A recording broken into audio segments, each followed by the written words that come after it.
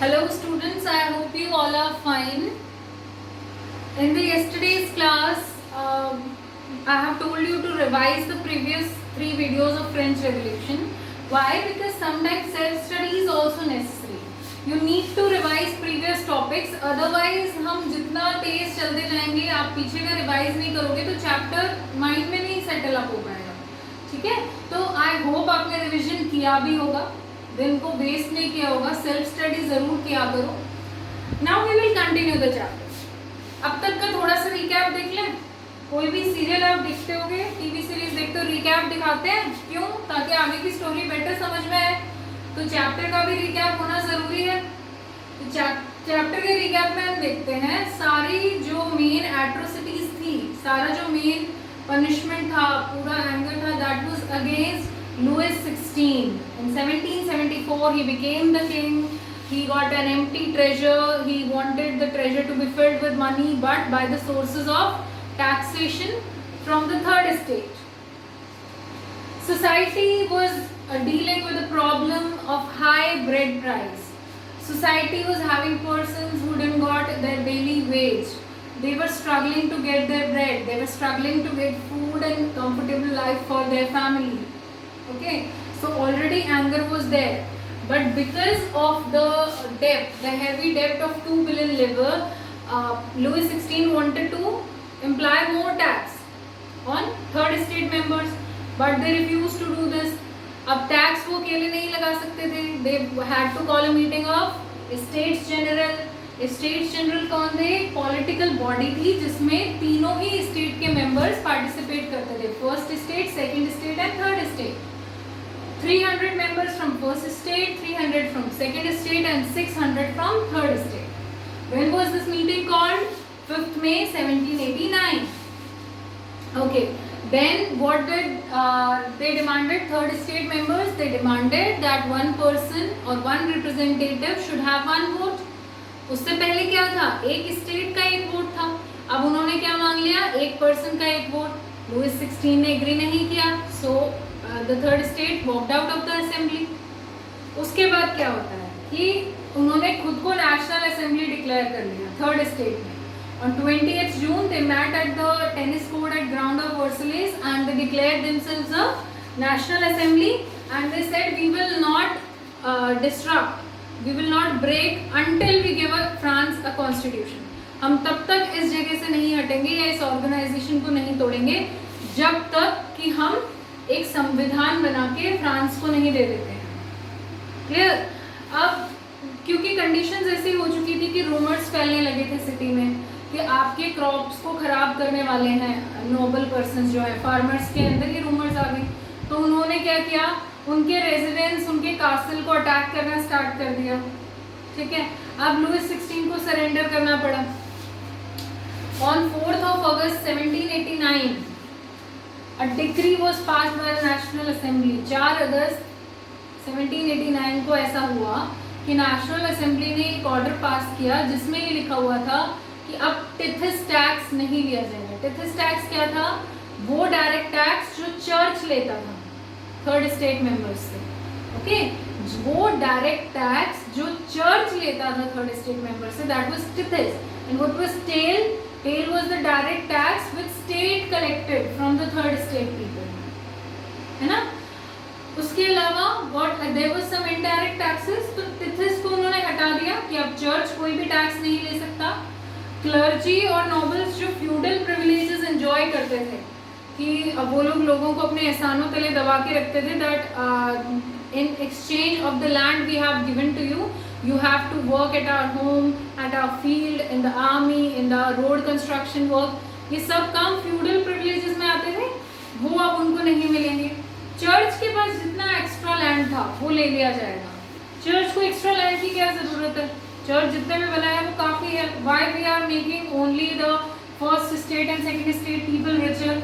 उस लैंड से एग्रीकल्चर करके थर्ड स्टेट का भी भला हो सकता है. So these was the rule that were passed by the National Assembly in 1789. Louis XVI ने सरेंडर कर दिया. Finally in 1791 France became a constitutional monarchy. 1791 में फ्रांस कॉन्स्टिट्यूशनल मोनार्की बने थे. कॉन्स्टिट्यूशनल मोनार्की मीन्स कॉन्स्टिट्यूशन तो था, संविधान था, rules and regulations were written, but they were ruled by a king. Monarch तब भी था, उनके जो हेड थे वो उनके द्वारा इलेक्टेड नहीं थे, वो पहले से ही थे, उन्होंने तो सिर्फ एक संविधान लिख के दिया। सो this was the provision of constitutional monarchy. यहाँ तक की स्टोरी क्लियर है। अब कॉन्स्टिट्यूशनल मोनार्की तो वो लोग बन गए। 3 बुक्स और राइटर्स हमने डिस्कस किए थे। जॉन लॉक, उन्होंने क्या लिखा था? 2 treatises of government. What were the 2 treatises? That the doctrine of the divine is wrong and absolute right of monarch is wrong. Okay. Second, Rocio ने कौन सी बुक लिखी थी? Social contract. सोशल कॉन्ट्रैक्ट में क्या लिखा था? There should be a government of agreement between the citizens and their representatives. ठीक है। इसके अलावा हमने मॉन्टेस्क्यू, उन्होंने क्या लिखा था? A spirit of laws. उस बुक में क्या था? There should be a balance system of division of powers between legislature, executive and judiciary. ये आइडिया उन्होंने कहाँ से लिया था? 13 American colonies that got independence from Britain. इतना चैप्टर में हमने अब तक डिस्कस किया है। आई होप आपने कल सारी रिवीजन की है वीडियोस की। अगर नहीं की है तो एक बार अपने नोट्स को जरूर रीड करिए। मैंने आपको इंपॉर्टेंट पॉइंट्स में वही लिखवाया है जो क्विक रिवीजन हो सके जिससे। ठीक है। अब आ जाओ कि अगर कॉन्स्टिट्यूशन ने अधिकार दे दिया किसको? सिटीजन्स को, to choose their leader, to choose that laws will be made from them. Laws अब कानून लुइस 16 नहीं बनाने वाले हैं, ये अधिकार अब मिल गया है नेशनल असेंबली को, people of France. So how they will execute this power, कैसे यूज करेंगे ये सिस्टम समझिए। एक कॉन्सेप्ट था passive citizens. Who were passive citizens? That were having no right to vote. ऐसे व्यक्ति और ऐसे नागरिक फ्रांस देश के जिनके पास वोट करने का अधिकार अब भी नहीं था, उन्हें बोला जा रहा था पैसिव सिटीजन्स। कॉन्स्टिट्यूशन बनने के बाद भी जिन नागरिकों के पास वोट डालने का अधिकार नहीं था, they were termed as passive citizens। ऐसे कितने लोग थे? About 3 million people, men, women, children, और ऐसा यूथ जो 25 साल से कम का था, ऐसे 3 मिलियन लोग थे जो पैसिव सिटीजन्स थे। अब भी कॉन्स्टिट्यूशन बनने के बाद भी 3 मिलियन लोगों के पास वोटिंग राइट्स नहीं थे। Now, then come active citizens। Active citizens कौन से हुए? They had the right to vote।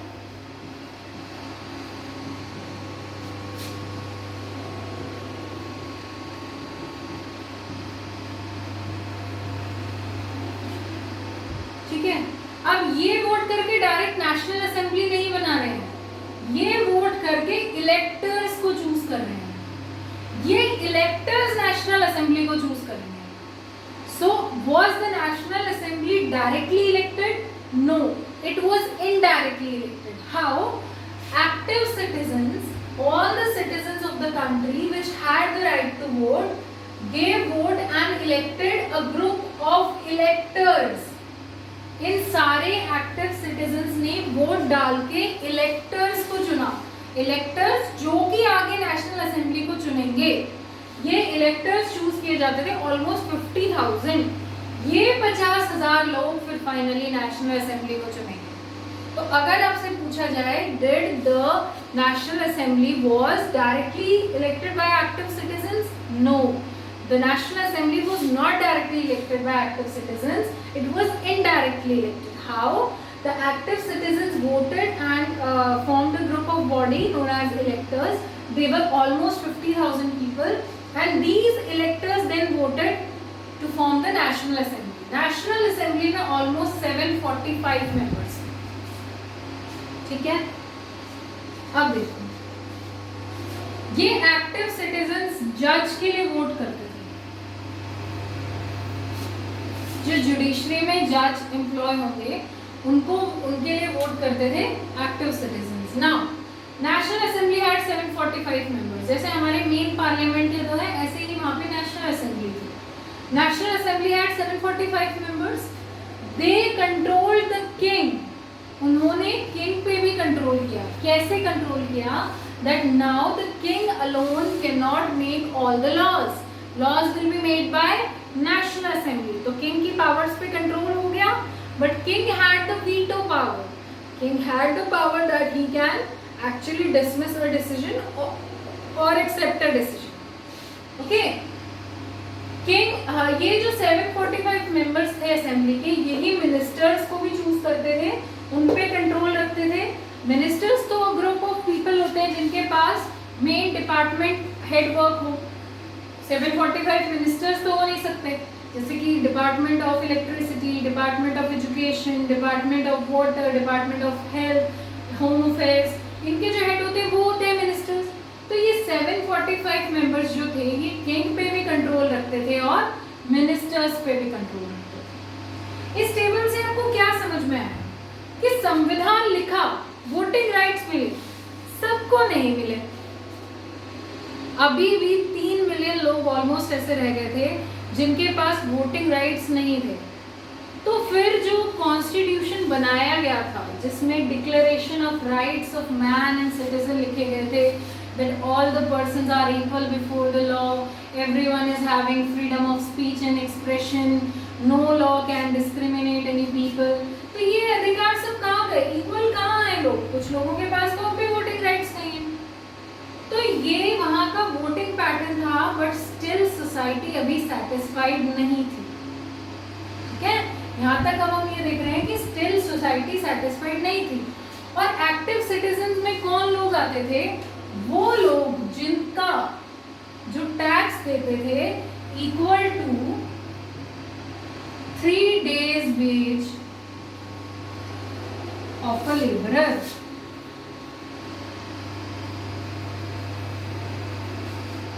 कोई मजदूर जो होता है उसके 3 दिन की जो कमाई है उसके बराबर अगर कोई टैक्स देता था तो वो एक्टिव सिटीजन कहलाता था.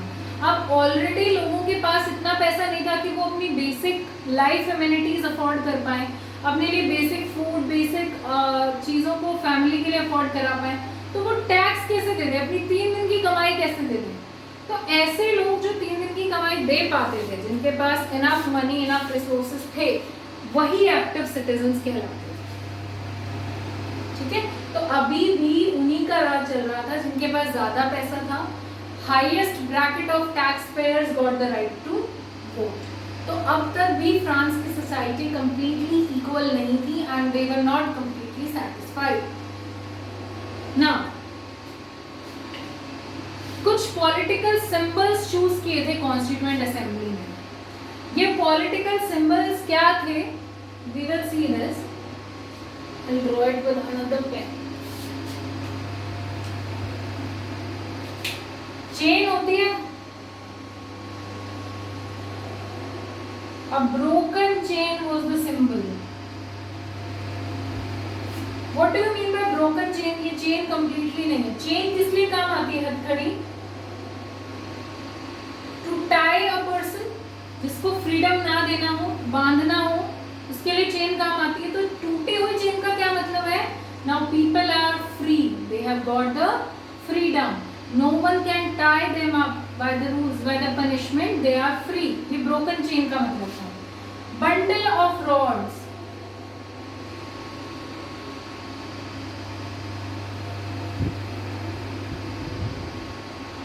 ऐसे बंडल रिप्रेजेंट किया जा रहा था रोड्स का. इसका क्या सिंबल था कि अगर एक व्यक्ति होता, 2 व्यक्ति होते, तो उन्हें आप तोड़ सकते थे by your power. But we, the citizens of France, are many in number. Okay, we are not so less that you can break us. We have the power that cannot be broken by you. That is bundle of rods. हम इतने हैं और हमारी ताकत मिलके unity की इतनी strong है कि आप इसे नहीं तोड़ सकते हो. Strength lies in unity. ये था मतलब bundle of rods का. Then the eye within a triangle radiating light.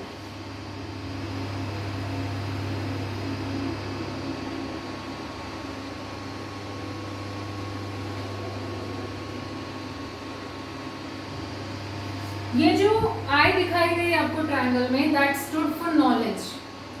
जब लोगों के पास ज्ञान आएगा तो रेडिएट कर रही है वो लाइट, इसका मतलब लोग इग्नोरेंस को भूलेंगे, लोग इग्नोरेंस को भूल के लोगों के अंदर नॉलेज आएगी, they will accept what are their basic rights. Okay, ये मतलब था triangle of radiating light.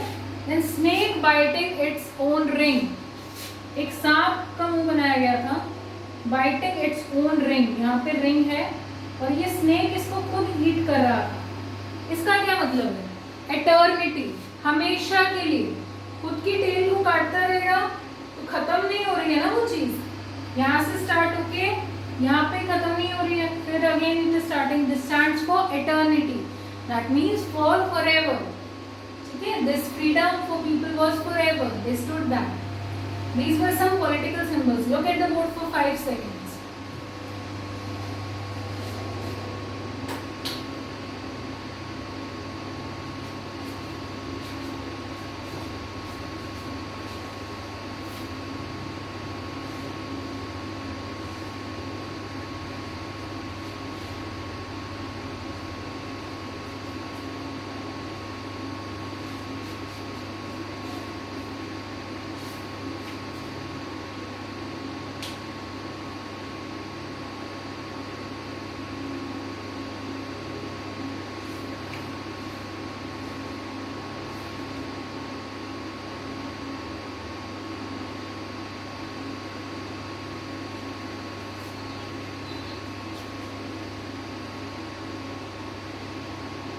I hope till now lecture is clear to you.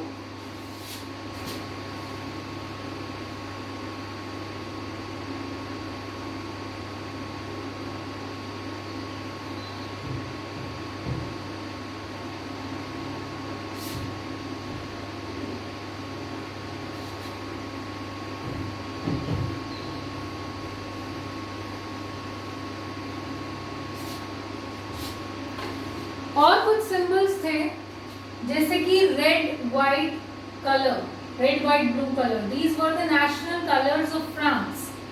Law tablet, tablet की तरह जैसे कि 2 विंडोज बनाई गई, उन पे कानून लिखा गया, that was known as law tablet. What did it indicated? That laws are equal for everyone. Okay, and a cap, a red cap, that was the symbol of freedom, that everyone now is free। जो कोई भी एक ऐसा बंदी पहनता था, जब उसे रिलीज कर दिया जाता था प्रिजनर को, तो वो एक रेड कैप पहनता था। उस रेड कैप का क्या मतलब था? Symbol of freedom. ठीक है, so this was the condition of society. Now we will understand the journey of France from a constitutional monarchy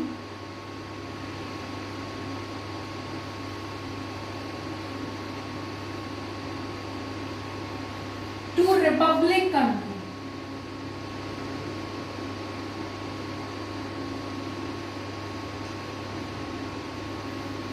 सबसे पहले हम देख रहे थे कि बहुत ज्यादा एक्सप्लॉयटेशन थी, बहुत मुश्किल से स्ट्रगल करके third state members constitutional monarchy ला पाए थे देश में। अब वो मोनार्की से भी सेटिस्फाइड नहीं थे, बिकॉज बहुत सारे मेंबर्स जो थे जिनको राइट टू वोट नहीं मिला था, still they were exploited, price of bread was not stabilised, तो कंट्री में अभी भी पीस नहीं था, वुमेन्स वर इग्नोर्ड।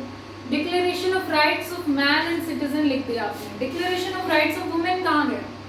ठीक है, so the condition was still not stabilised. तो अब इन्हें वो रास्ता चुनना है जिससे ये मोनार्की ना रहे, इनका हेड कोई किंग और क्वीन ना रहे, इनके हेड वो रहे जिन्हें ये इलेक्ट करें। That is the meaning of Republic.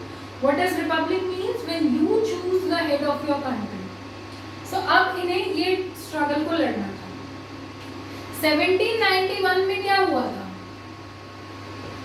Constitutional monarchy बनी थी France. Louis XVI surrendered. What did he say? That okay, now my powers will be checked by a constitution. But he was not so loyal. He was not so honest. He was getting into secret negotiations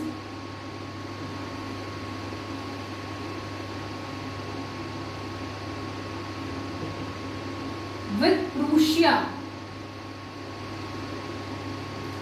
Prussia was a country in early Europe. अभी Prussia नाम की कोई country नहीं है. Some parts of it are in Poland and Russia.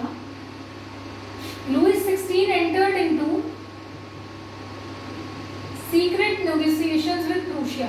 वो यहाँ तो ये कह रहे थे कि ठीक है मैं एक ऐसा राजा बनूंगा जो कि एक संविधान की पावर्स के थ्रू चलेगा, इन सिटीजन्स के बारे में सोचूंगा, बट सीक्रेटली किसी को बिना बताए वो प्रूशिया के साथ अपनी नेगोशिएशंस कर रहे थे कि अच्छा आप कंट्रोल ले लो तो फिर मैं आपको ये पावर दे दूंगा, ताकि यहाँ से सिटीजन्स की पावर चली जाए और वापस से मेरी पावर आ जाए। सब भाई कोई भी पावर को खोना नहीं चाहता है। So he was entering into secret negotiations with Prussia. National assembly को ये पता चल गया। सो 1792 में क्या हुआ, national assembly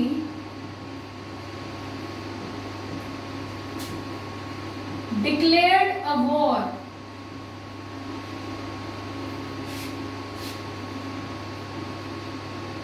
against Prussia and Russia, Prussia and Austria.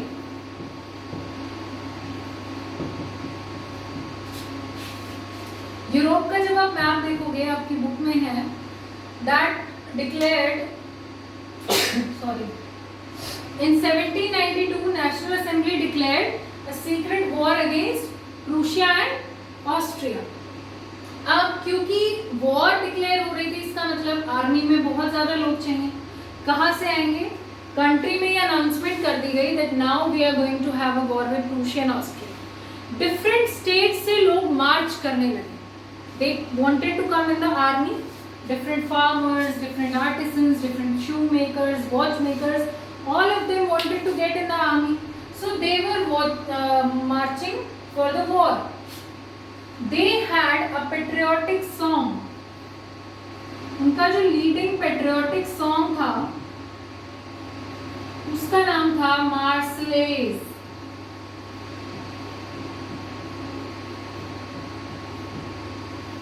Very important name. Marseillaise was the patriotic song. That was the song of the people marching for the war against Prussia and Austria. जब 1792 में assembly ने कहा हम war करेंगे तो different state से लोग आने लगे for their help to get into the army. उनका एक खुद का देशभक्ति गीत था, उस गीत का नाम क्या था? मार्सलेज। मार्सलेज नाम क्यों रखा गया था? Because these people started marching from मार्सेल्स।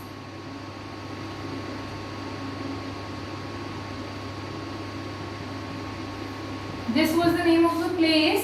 They started marching from this place. तो जब इन्होंने यहाँ से मार्च शुरू करा ना तो इस जगह के नाम पे ही उनके पेट्रियोटिक सॉन्ग का नाम रख दिया गया। सो अगर आपसे पूछा जाए the name given to the patriotic song Marseillaise depended on which part? It depended on the name of the city from where they started marching. Okay, ये लिखा किसने था? इसके पोएट कौन थे? रॉजर डी आइल। This is not Islay, this is Isle, okay? Roger de Isle was the poet of Marseillaise. So this can be a very important question in the MCQ, that who wrote the patriotic song Marseillaise? It was written by the poet Roger de Isle, okay? और Marseillaise अब क्या है? इसका present status क्या है? Now this is the national anthem of France.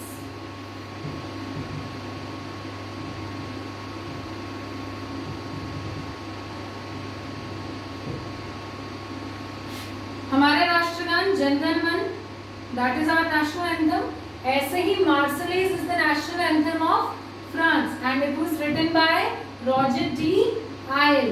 Okay, they started marching. अब ये war के लिए रेडी थे। Condition of the society was they were struggling to get the voting rights, they were struggling to get the rights of equal to the all the man and citizen।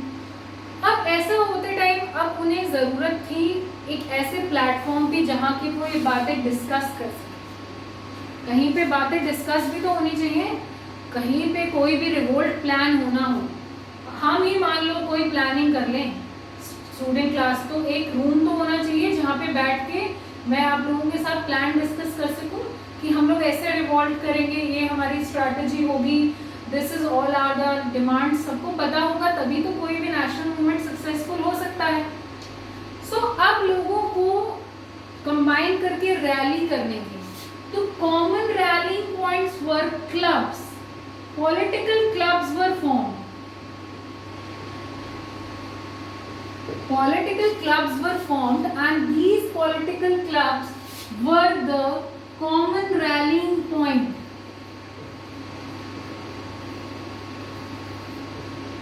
Common rallying point, यानी जहाँ पे मिल के rally करे, कोई भी आपके politician आते हैं, रैलीज निकलती हैं. सो कॉमन रैलिंग पॉइंट वर सम पॉलिटिकल क्लब्स. इन क्लब के मेंबर्स कौन थे?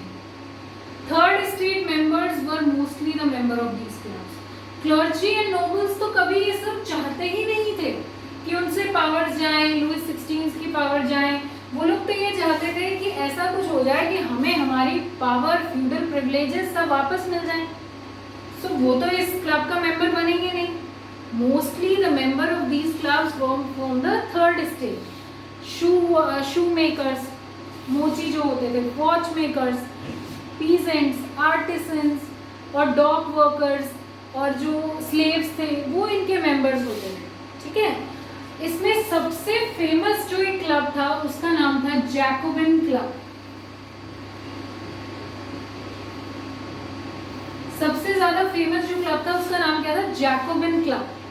जैकोबिन क्लब क्यों नाम निकाला गया था? ये नाम रखा गया था सेंट जैकब के नाम पे. सेंट जैकब एक चर्च था, कॉन्वेंट था, एक ऐसी बिल्डिंग जिसको रिलीजियसली पूजा जाए.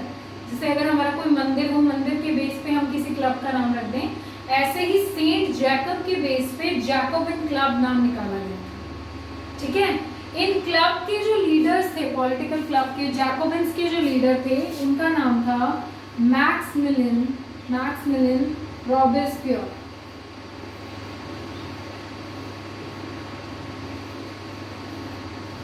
बहुत सारे नाम हो गए हैं, कंफ्यूज मत होना. रॉबर्ट डे आयल ने मार्सलेज लिखा. Marseillaise is the national anthem of France. Maximilien Robespierre was the head of the Jacobin clubs. Jacobin clubs were the political clubs that were common rallying point for the people for discussion or meeting of the idea. ठीक है. तो उसके head थे Maximilian Robespierre. अब Jacobian clubs के लोग क्या सोचते थे कि हमें और जो नोबल पर्सन हैं उनसे डिफरेंट लगना है. So what they had done, they started wearing pants with long strips. Pants उन्होंने ऐसी पहननी स्टार्ट की जिसमें डिजाइन में ऐसे लॉन्ग स्ट्रिप्स हों. ऐसे ट्राउजर्स पहनने स्टार्ट किए. उन्होंने ये ट्राउजर्स क्यों पहने? These trousers were worn by dock workers. जो कुछ वर्कर्स होते थे वो ये पैंट्स पहनते थे. उन्होंने उसी को अपना सिंबल बनाया. विदाउट नी ब्रिजेस, घुटनों पे जो नी ब्रिजेस पहनी जाती हैं उनके बिना पहनते थे. नी ब्रिजेस कौन पहनते थे? नोबल्स. तो ये नी ब्रिजेस पहनेंगे नहीं. They started wearing trousers with stripes without knee breeches, so they distinguished themselves from the nobles. वो खुद को nobles से अलग रखना चाहते थे. These were the Jacobins. So I hope the Jacobins are clear to you. कैसे उन्होंने जर्नी स्टार्ट कर दी है 1792 में, क्या हुआ, this is clear to you. आज की क्लास यहीं खत्म करते हैं. अब कल हम रिविजन नहीं करेंगे. आपको यहाँ तक का पॉइंट सारा क्लियर होना चाहिए. कल हम इससे आगे चैप्टर को कंटिन्यू करेंगे. Okay, have a very good day.